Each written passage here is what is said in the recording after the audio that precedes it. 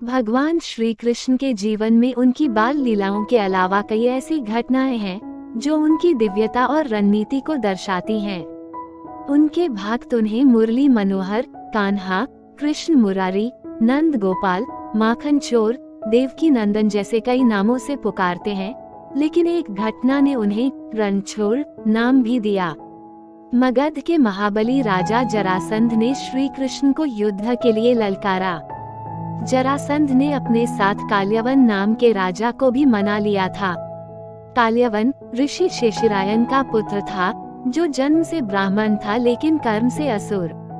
भगवान शंकर के वरदान के कारण काल्यवन को कोई सूर्यवंशी या चंद्रवंशी पराजित नहीं कर सकता था।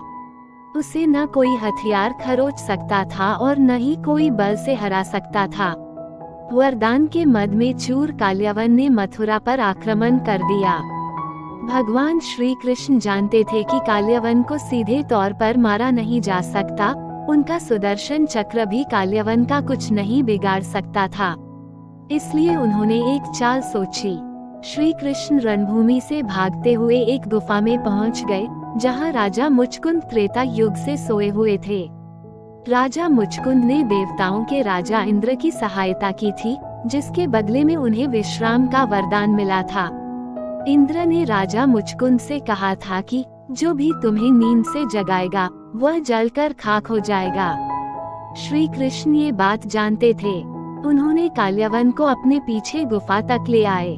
गुफा में पहुंचकर श्री कृष्ण ने राजा मुचकुंद के ऊपर अपना पीताम्बर डाल दिया। काल्यवन ने सोचा कि श्री कृष्ण गुफा में सो रहे हैं। उसने राजा मुचकुंद को जगाने के लिए लात मारी। जैसे ही राजा मुचकुंद की नींद टूटी, उनकी नजरें काल्यवन पर पड़ी और वह तुरंत जलकर खाक हो गया।